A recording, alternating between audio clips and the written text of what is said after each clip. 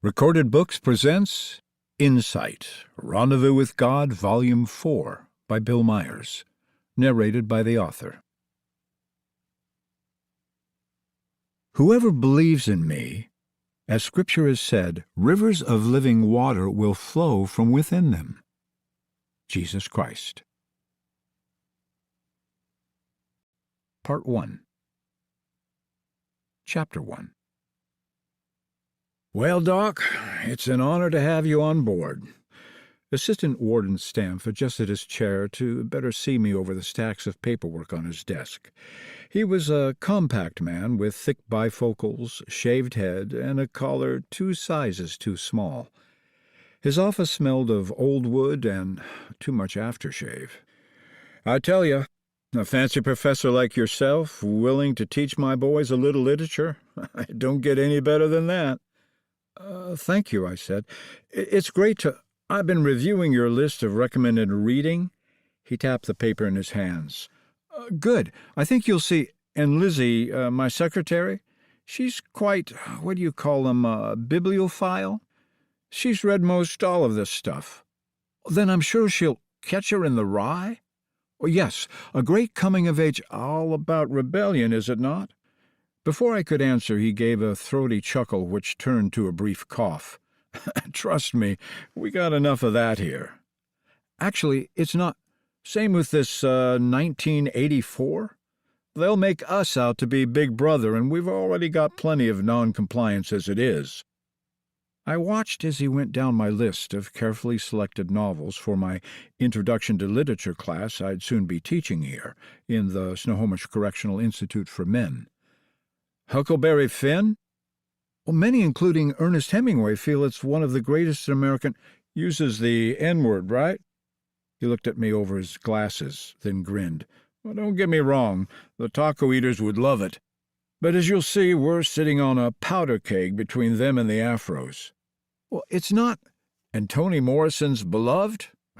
Never heard of her. Well, it's the story of black oppression and... Nope. I took a deep, silent breath. After my far too public debacle on late-night news, redefining the term pariah, and my forced resignation from the university, this was the only employer who agreed to hire me. And, given my massive mortgage, medical bills from the unconventional birth by my niece, not to mention our special visits to an infant cardiologist or two, without insurance, well, if he wanted me to teach a class on Spider-Man, I was all in. Does Lizzie have any suggestions? I asked. Yes, we do. I waited, assuring myself it would be all right. War and Peace. I was wrong. War and Peace, I said. I'm afraid that might be a little weighty for an introductory course written by some Russian, right? Yes, Leo so everyone agrees. Agrees? Everybody hates Russia. I'm sorry, I don't quite... Nothing creates unity like a common enemy. He waited, but only seeing confusion in my face, he explained. We win, right? Win? War and Peace. America wins, right? I opened my mouth, but no words were appropriate. None were needed as we were suddenly interrupted by a pulsing, brain-numbing alarm. Stamp swore and rose from his desk to look out the window. What's going on? I shouted over the noise. Nothing to worry about. He reached for the window handle and began cranking it shut. Really? Absolutely. He motioned to the sofa at the opposite wall. You might want to sit over there, though, farther from the window.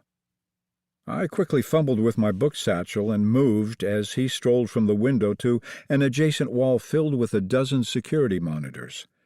Spotting something on the upper right screen, he stepped closer for a look. Is everything all right?